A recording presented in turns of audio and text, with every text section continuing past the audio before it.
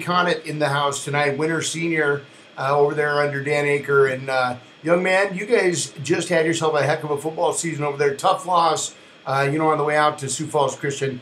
Tell me a little bit about the final stages of that game. You guys kind of trailed the whole game and got it close at the end. What happened down the stretch of that game?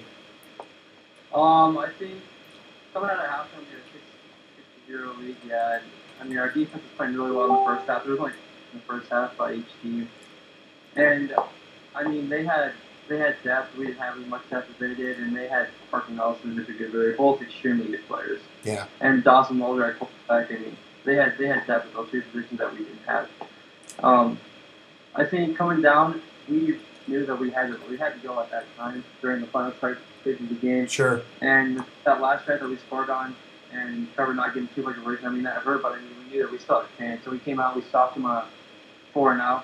Got the ball back and Brady threw an interception, which I mean, it happens. You just gotta go with it. Yeah. I mean, he read it right. Mr. Goodberry made a great play on the ball, and I mean, you just kind of gotta go with it. I mean, it just happened.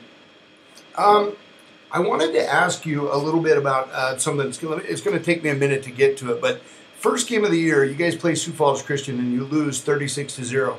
And I remember a quote coming from the Christian coach who said, that winner team is somebody you don't want to see in the playoffs. And, I find it so intriguing. Can you tell me a little bit about how this team improved throughout the year? You guys lost early. You hammered a good West Central team. Tell me a little bit about the year for winner over there. Coming into the year, we only had 3 returning starters on both sides of the ball. I mean, so for that first game of the year playing the defending champs, I mean, that's not something you want to see. Right. We had Brady at quarterback, who's a sophomore, and he did a great job all throughout the year. I mean, I have high praise for him. He's gonna have a great athletic career. And then all 3 of our running backs came in new starting. I mean, our center hadn't started at all. Sure. He needed a job. And then even on defense, I mean, we had people starting everywhere. Preston North, a sophomore, he's gonna be a heck of a player. That guy's an animal, I can already tell. Yeah, he is gonna be good. Phil played a little bit of linebacker last year, of course, but not much. So, I mean, so we had new people everywhere, and then just coming through playing Sioux Falls Christian, I think that helped us and it hurt us a lot. And yeah. Hammered 36-0 as a winner team, you don't want to see that. I mean, it's just not something you see winner very often, but I think it really woke us up and showed us that it's not going to hand to us. And then I think a huge turning point of the year was the Chamberlain game. When we were down by, I can't remember how much, we were down in the fourth quarter. And I think everyone knew that we had to start turning on, like we had to go at this time. And we came back and we ended up winning that game. And I think after that, our confidence boosted a lot after that. And everyone knew that we were contenders. I mean, when we played Sioux Falls Christian second round and third round, we thought we had a chance. Not many people in the state did. But we knew as a team, our coaches knew. We came in with high heads, and we showed them that we were a winner football team. Yeah. I wanted to ask you, you guys are 2 years removed now from the back-to-back state championships, and, you're a senior on the edge of your career. Who was somebody maybe on that team that you really looked up to or mentored you or kind of brought you along? I know you played a lot that year, but who was somebody that was really helpful in your development over there? You mean when I was a freshman and sophomore? Yeah, exactly. Yeah. I would say the biggest one was probably Drew Merce. I mean, him and I were really good friends. We were always really good friends. And then when he graduated, he was always there. He was asking me about my games. He was telling me to get lots of stuff. And then also another big one was Jaden Schroeder. He was the middle linebacker those 2 years, and he was an extremely good player. And I mean, I wanted to be like Jaden Schroeder when I was a freshman and sophomore. I wanted to be that middle linebacker. I wanted to be him. And he showed me a lot, and he read his cues. He was a very disciplined player, and I wanted to be like him. I wanted to go tackles. I wanted to do all that stuff, just like Jaden. How is it kind of learning from Dan Aker and the whole winter program over there? I know, year after year, winter finds a way to get in there and get competitive in the quarters, the last few years, but somehow winter is always there year after year. What is it about Coach Aker and working in that program? It's a very strict program, like you say. I mean, you got to show up to stuff. You got to be there, or you're not going to play. And then you have to, when you're playing, you have to know your responsibilities. If you don't know where you're at, what you're going to do, you're not going to play at all. Mr. Aker is he's a great coach. But we always run either a double wing or a T formation. That's all you're going to see usually, unless you're in crunch time like we were in Sioux Falls Christian when we started passing the ball. But I mean, with those 2 formations, it's so you have to execute. You have to execute. If you don't execute yourself, you're not going to be a good team.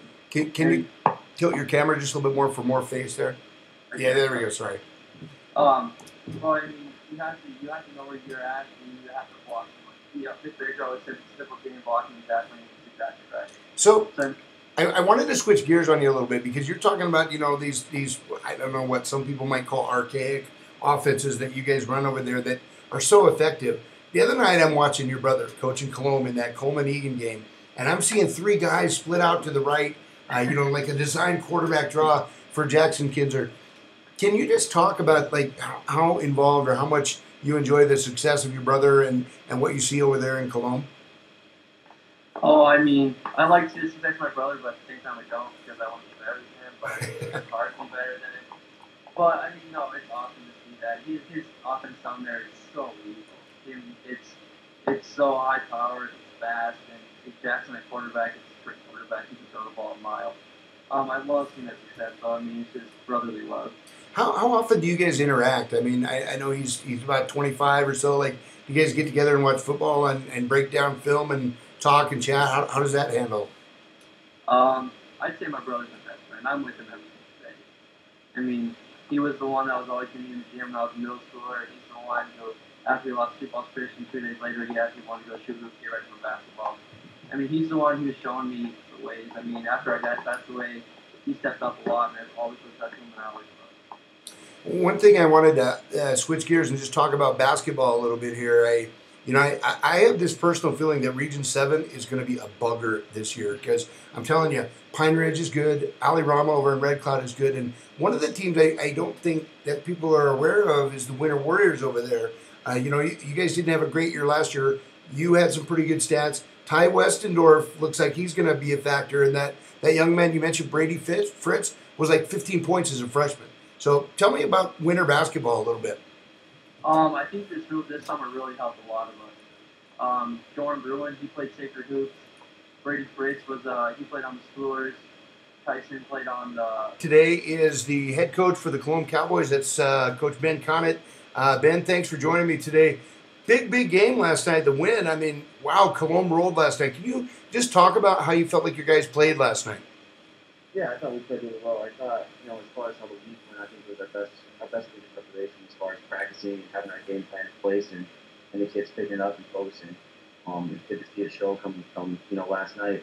And I thought how it came out ready to go, played it in motion, played physicality, and it was a lot of fun. One thing about last night, I was listening to the commentators on Cologne Cowboys Live, and they were like, this is the first time that Cologne's gone to the fourth quarter. How did you feel like you guys responded in that fourth quarter? I mean, obviously you pulled away, but you guys are in condition to do this kind of thing, I take it. Yeah, at halftime, that was a big talk at halftime with us. We felt like a lot of people maybe didn't think that we could play 48 minutes. And that was a question. I questioned them. I don't know, can we play 48 minutes? And I said, this is a good test to find out. And they came out and we put together, a game, a 48-minute game, and we did well. I saw some pictures from Linda Kinzer with the guys kind of marching down the street. I take it from the high school to the football field. But I wanted to ask you, how much does that Cologne community embrace the Cologne football team over there? It's huge. Football's a big part of Cologne. It's a big thing, and it shows. Throughout the entire season, whether it's, we do a fundraiser, Vets Hall here, we have a carnival, a ton of people come and fundraise money, and, at the game, there's always a lot of people, whether it's tailgate, or just being there, it doesn't matter what the game is, and it's always a great environment. I wanted to ask you about Jackson Kinzer. He just went off last night, 266 yards rushing, 4 touchdowns, 3 touchdown passes. When did you guys decide to make the switch at quarterback? I heard about it during the offseason, but when and how did that go down? It was pretty much throughout this past spring, deciding what our strengths and weaknesses were, what we wanted to do. We knew, we had a special athlete in Jackson, and there's no doubt in my mind that he can do it. He embraced the role, and Leighton embraced his role at receiver, with the switch, and. We knew we were going to have a dual threat guy, and it's played out in our favor. He's done Jackson a really good job, and just gotten better throughout the entire year. There was a play last night where I saw him take the snap in the shotgun, and he rolled to his left and threw across his body to Calvin Rainshield for a touchdown. Now, I'm sorry, but the degree of difficulty on that is pretty incredible. That's That's got to be pretty special to have a young man that is that talented. Yeah, yeah. If you ever seen Jackson play baseball, he's a shortstop and he pitches. He has a great arm. He's just a natural athlete. And throwing across your body, that's just something that carries over. And great arm on him, no doubt about that. I knew that. Watching him last year throw the ball around. And, he's expected to make that throw. That wasn't a surprise to me. That wasn't a shock to his teammates. That was expected. So We talk so much about offense all the time, but tell me about the defense because obviously Coleman Egan's a very good football team, and defensively you guys shut it down. Who's really playing well for you guys on the defensive side of the ball? Two guys, there's a couple guys. Dawson, it comes right down to our D line. Our D line has been just excellent this year. We have 4 seniors on our defensive line, and Bo Bertram, Dawson Barwick, Evan Cole, and Jackson Kinzer. And they've just dominated every offensive line we played. They were by far the best offensive line we played this year. And a couple All-Staters on that offensive line. And we did a great job controlling it and then settling down and letting our linebackers clean up the mess. White, the boy, our middle linebacker is done. He was our middle linebacker last year, leads the defense tackles. He's always good. He's a quick reader, he reacts well, and very good tackler. Finally got his first touchdown. I was interested on that first kickoff return. Coleman Egan nearly took it back, and there's big old Bo Bertram, the 100-meter guy, tracking him down from behind. Bo's, doesn't get all the attention, but obviously he's been doing a good job for you guys this year. Yeah, big kid, great athlete. Uses his hands well, and he's explosive off the line. He's a 100-meter guy. He's got the speed and quickness. He definitely has the strength. He's a kid that lives in the weight room, and it's good to see him having a lot of success this year. He's banged up a lot last year. He's hurt pretty much the entire year.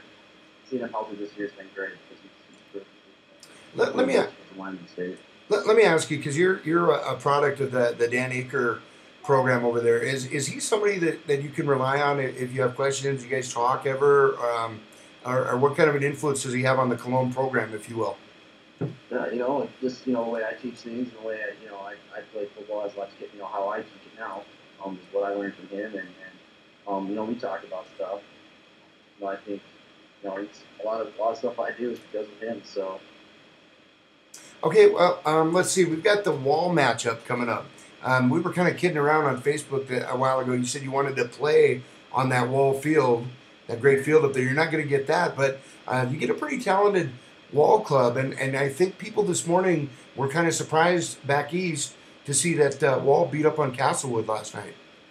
Yeah, I was a little shocked too, but watching film on him and everything I've gotten so far, very athletic, very fast, a lot of great skill players. So, big thing for us this week is containing them and not letting anybody beat us over the top and letting them loose.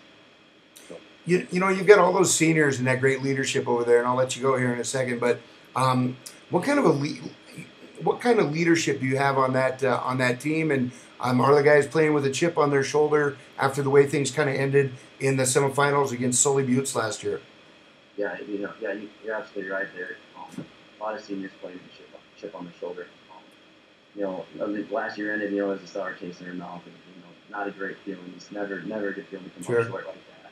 And we knew we had a lot returning, and big talk was who's going to step up and be a leader, who's going to be a vocal leader.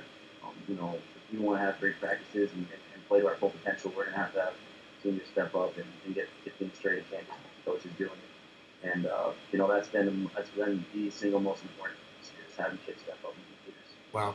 Well, Coach, I'm going to let you